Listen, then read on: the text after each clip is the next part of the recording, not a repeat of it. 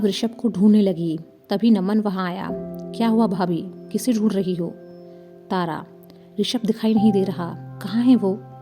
नमन, पता नहीं, अभी तो यहीं थे, मैं देखता हूँ। वैसे कुछ काम था? तारा, तुमसे मतलब? जितना कहा है उतना करो। बड़े चौधरी बने फिरते हो ना, तो जाओ, जाकर लेकर आओ ऋषभ को। नमन यह सुनकर हंस पड़ा। आप कभी नहीं बदलेंगी। अपना काम करवा रही हैं, लेकिन मुझे ही अकड़ दिखा रही हैं। ठीक है, जाता हूँ। कुछ देर बाद नमन ऋषभ को हाथ पकड़ लाता हुआ घर के अंदर आया। चलो भी भाई। ऋषभ, कुछ बोलेगा भी कि हुआ क्या है? नमन, बताता हूँ, चलो तो, कोई इंतजार कर रहा है आपका। तारा ने उसे आते देखा तो मुस्कुरा दी। नमन ऋषभ को तारा के सामने ले आया। लो जी, यह देखो इस चौधरी का राज, यह रहा अपना भाई। ऋषभ नाराज सा नमन से बोला, तो यह जरूरी काम था तेरा? ऐसे खींच इसलिए लाया है मुझे? नमन, तो ये भी कोई कम जरूरी काम थोड़े है। ऋषभ कुछ कहता कि तारा बोली, इसे मैंने कहा था तुम्हें बुलाने को, और इतना नाराज होने वाली बात क्या है इसमें? ऋषभ ने तारा की बात का कोई जवाब नहीं दिया और ना ही उस ओर देखा। वह वापस जाने को हुआ कि तारा ने उसका हाथ पकड़ लिया।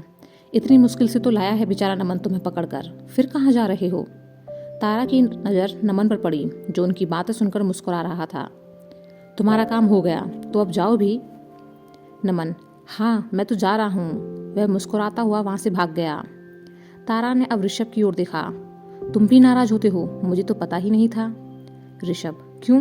मेरा दिल नहीं है, मुझे बुरा नहीं लगता। तारा, तुम ऐसे क्यों बोल रहे हो? ऋषभ, मेरी मर्जी कि मैं कैसे बोलूं। अब इस बात की भी परमिशन लेनी पड़ेगी मुझे तुमसे। तारा, मैं तो बस यही पूछना चाह रही थी कि तुम्हारा गुस्सा शांत हुआ या नहीं। ऋषभ, इस बात से तुम्हारा कोई लेना देना नहीं है। तुम अपनी बात कह चुकी हो और मैं अपनी। बात खत्म हो गई। तारा उदास सी बोली, लेकिन मेरी बात अभी खत्म नहीं हुई है।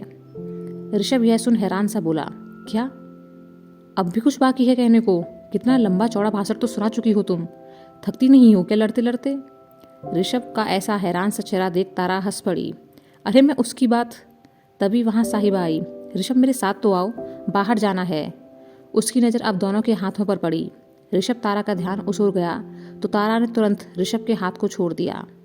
तारा, मुझे कुछ काम है, कहते हुए वहाँ से चली गई। साहिबा मुस्कुराते हुए ऋषभ से बोली, बड़े प्यार से बातें हो रही थी। ऋषभ, तारा, और प्यार से बातें? लड़ने के अलावा इसे कुछ आता है क्या?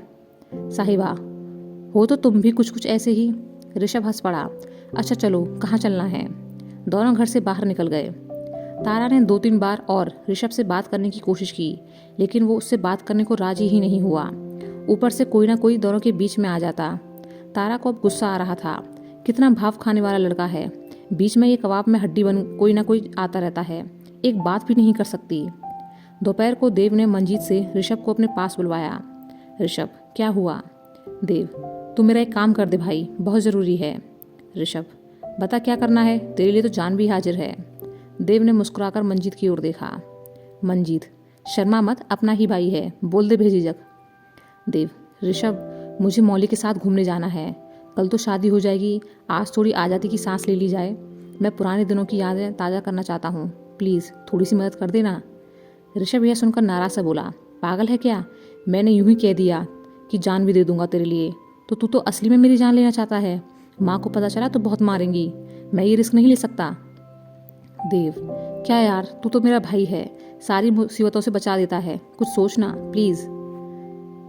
ऋषभ, चल देखता हूँ, कुछ हो सकता है तो। कुछ देर बाद उसने काम के बहाने से देव को घर से बाहर निकाल दिया और उसके बाद शिखा की मदद से मौली को भी घर से बाहर बुला लिया। ऋषभ, टाइम से लौट कर आ जाना, वरना माँ मुझे घर से बाहर फेंक देंगी। देव, हम आ जाएंगे। दोनों वहाँ से चले गए। ऋषभ भगवान से प्रार्थना करने लगा, इन्हें टाइम से वापस भेज देना। ऋषभ वापस घर में आया और अपने कमरे में चला गया। तारा ने देखा कि ऋषभ अपने कमरे में गया है, तो वह भी उस ओर चली कि माँ ने तारा को बुलाया। कुछ वक्त बाद मेहंदी की रस्म शुरू हो जाएगी, इसलिए अपना सारा काम फटाफट से खत्म कर ले, उसके बाद कहाँ मौका मिलेगा। तारा मन महसूस कर रह गई और अपने काम में लग गई। देव मौली एक रेस्टोरेंट में बैठे हुए थे। दोनों आपस में बातें करने लगे। देव, तुम्हें याद है तुम्हारा पहला बर्थडे हमारे साथ? मौली, हाँ याद है। कबीर और मंजीत का डांस कितना मज़ेदार था ना। मंजीत ने तो हद ही कर दी थी, कितना तंग किया कबीर को, और फिर खुद ही फ्लोर पर लोटपोट हो गया। देव, कभी कभी सोचता हूँ तो खुद भी हैरान हो जाता हूँ कि पूरे 10 साल हो गए हमारे रिश्ते को। ऐसा लगता ही नहीं कितना वक्त गुजर गया। मौली: हाँ, अब समझ आया कि मैं तुम्हारे साथ बोर क्यों महसूस हो रही हूँ आजकल। इतने साल से थक गई हूँ तुमसे। देव नाराज सा बोला: झूठ बोलती हो तुम। 7 साल तक तो हम मिले ही नहीं थे, और अगर बोर हो गई थी तो मैंने तो छोड़ दिया था कि चली जाओ। तुमने ही जिद की थी, तो मैंने सोचा कि चलो नया 9 दिन पुराना 100 दिन, तुमसे ही काम चला लेंगे। दोनों अब हंसने लगे। ऋषभ एक ओर खड़ा नमन और रोहन से कुछ बातें कर रहा था। तारा ने उसे जब बाहर देखा तो उसकी ओर बढ़ी। तभी ऋषभ का फ़ोन बज उठा। वह बात करता हुआ वहाँ से निकल गया। तारा उसके पीछे पीछे आई। कहाँ जा रही हो? ऋषभ: कुछ बहुत ज़रूरी काम है। तारा: पर मुझे तुमसे कुछ बातें करनी हैं। ऋषभ: लेकिन मेरे पास टाइम नहीं है। तारा मायूस सी बोली: ठीक है, तुम्हें क्या फ़र्क पड़ता है? मैं सुबह से कितनी बार तुमसे कह चुकी हूँ कि मुझे तुमसे कुछ बात करनी है, पर तुम्हारे पास समय है ही कहाँ। ऋषभ ने जब उसे यूं उदास देखा तो बोला: अच्छा ठीक है, मैं किसी काम से जा रहा हूँ, रात को बात करते हैं। उसने अब देव को फ़ोन किया कि मैं काम से बाहर जा रहा हूँ, इसलिए जितनी जल्दी हो सके वापस आ जाना। कुछ वक्त बाद देव मौली वापस आ गए। शाम को मेहंदी की रस्म शुरू हो चुकी थी। घर में हर तरफ खुशी का माहौल था। कमरे में बैठे ऋषभ और मंजीत एक दूसरे को देख मुस्कुरा रहे थे। मंजीत: हमारा बकरा हलाल हो जाएगा कल। ऋषभ खामोश सा हो गया। मंजीत: क्या हुआ? ऋषभ: सोच रहा हूँ, यह तो पराया हो जाएगा कल से, हम दोनों अकेले हो जाएंगे। मंजीत हंस पड़ा। इस हिसाब से तो तू भी जल्दी ही पराया हो जाएगा। देव वहाँ आया। क्या हुआ? तुम लोग बड़े खुश लग रहे हो, या मजाक उड़ा रहे हो मेरा? नमन: लगता है भाई आपकी आज़ादी छीनने की बात पर यह दोनों खुशी मना रहे हैं। सभी हंसने लगे। माँ उनके पास आई। चलो तुम लोग खाना खा लो, सुबह से इधर उधर घूम रहे हो काम में। उसके बाद जाकर देव तुम मौली को, मंजीत तुम साहिबा को, और ऋषभ तुम तारा को भी खाना खिला देना। मंजीत: हम क्यों खिलाएं खाना? माँ: उनके हाथों में मेहंदी लग रही है तो तुम लोगों को ही खिलाना पड़ेगा। सभी अब कमरे से बाहर निकल गए, लेकिन ऋषभ वहीं खड़ा रहा। माँ: तुझसे अलग कहना पड़ेगा। ऋषभ: मेरा वहाँ क्या काम? माँ: तारा को कौन खिलाएगा? क्या अभी तक तुम्हारा झगड़ा चल रहा है? ऋषभ: नहीं तो, मैं बस अभी जाता हूँ, कहते हुए बाहर निकल गया। तारा कमरे में भूखी घूम रही थी। पता नहीं ये माँ भी कहाँ रह गईं। मैंने कहा था कि मुझे नहीं लगवानी मेहंदी, लेकिन नहीं सुनी मेरी। तेज भूख लग रही है, और माँ ने कहा था कि ऋषभ को भेजेंगी, लेकिन दोनों का ही कोई पता नहीं है, कहीं दिख भी तो नहीं रहे। थोड़ी देर बाद वहाँ रोहन खाना लेकर आया। तारा: तुम यहाँ क्या कर रही हो? रोहन: अपनी भाभी माँ को खाना खिलाने आया हूँ। तारा: लेकिन माँ ने तो ऋषभ को। रोहन: हाँ सही कहा, लेकिन भाई को कुछ काम है तो उन्होंने मुझसे कह दिया। तारा उदास हो गई। थोड़ी देर बाद ऋषभ को तारा का फ़ोन आया तो उसने उठाया नहीं, लेकिन जब वह बार बार करती रही तब परेशान होकर ऋषभ ने फ़ोन उठाया और उठकर एक और आ गया। क्या हुआ? तारा: मुझे बहुत भूख लग रही है। ऋषभ: तो मैं क्या करूं?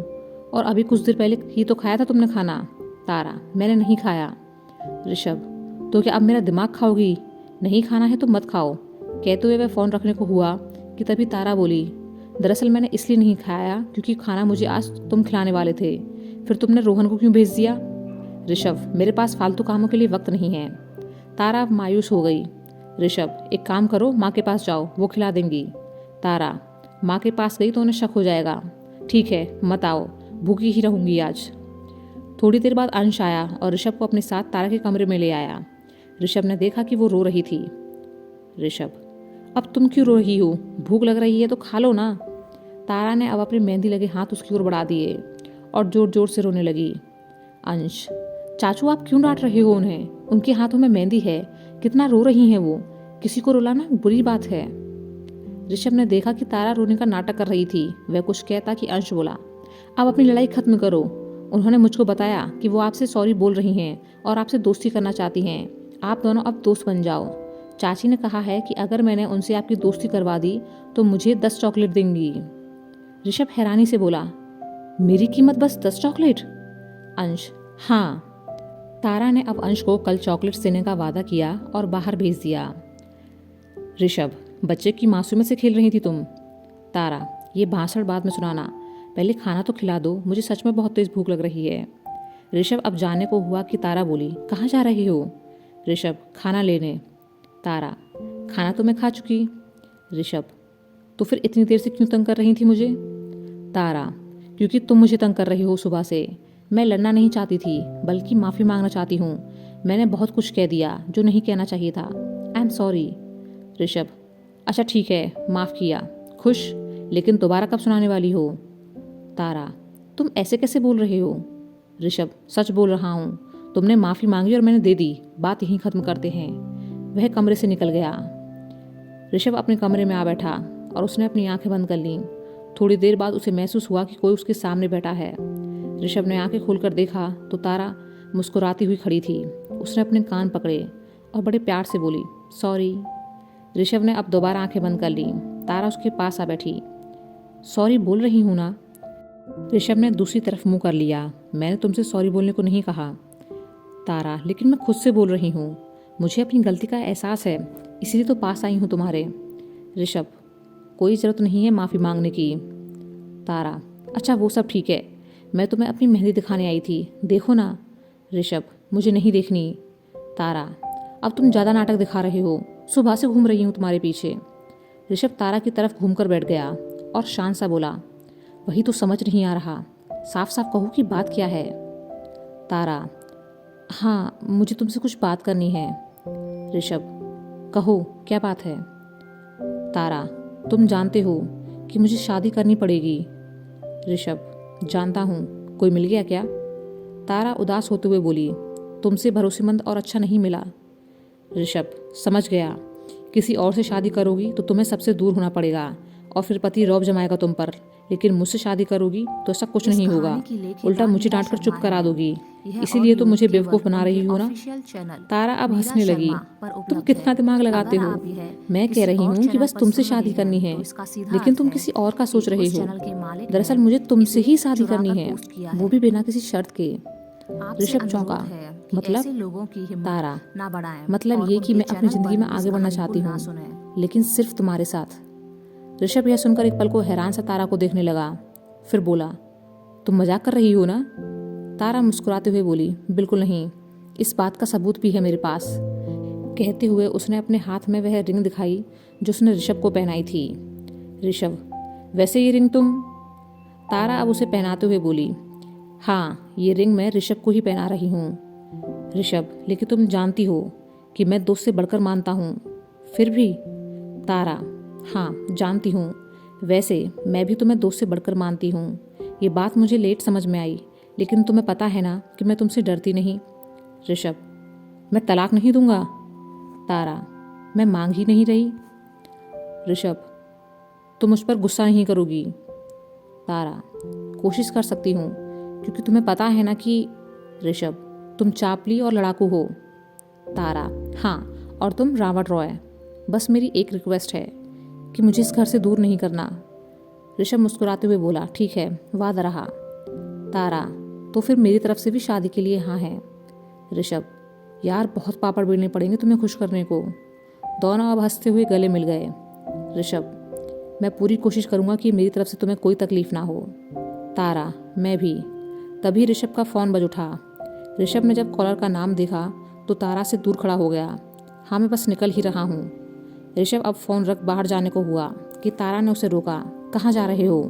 ऋषभ, एक जगह जाना होगा, मैं जल्दी ही आऊँगा, बस तुम देव को संभाल लेना। तारा, लेकिन जा कहाँ रहे हो? ऋषभ, जब लौट कर आऊँगा तो तुम खुद समझ जाओगी। ऋषभ मुस्कुराते हुए बाहर चला गया।